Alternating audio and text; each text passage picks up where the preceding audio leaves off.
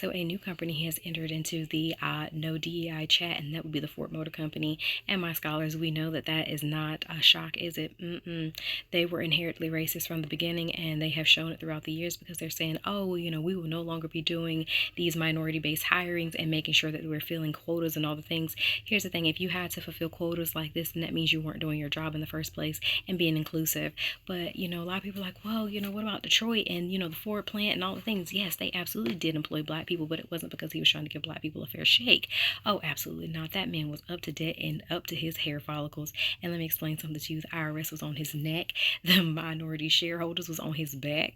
And baby, those European immigrant workers that he had, yeah, they were forming unions, so they were becoming a big problem.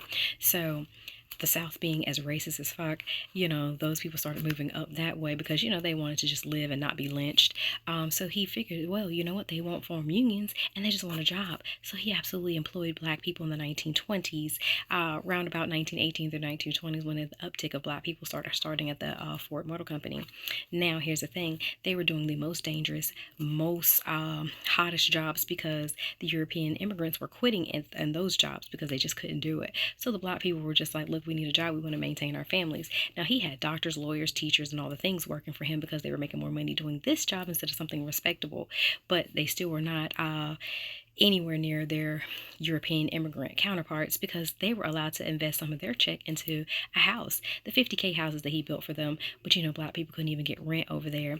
And if you want to talk about your shitty ass work week, you can attribute Henry Ford for that because he was the one who instituted that 5-day work week. Had to have those 2 days so you could procreate and get more workers in his factories and schools. You want to know why they're so shitty? It's because of him, because he wanted to teach these children how to sit down all day, learn a little mediocre task, don't get too educated, but just enough where you could read his manual so you could work in his factories and keep going.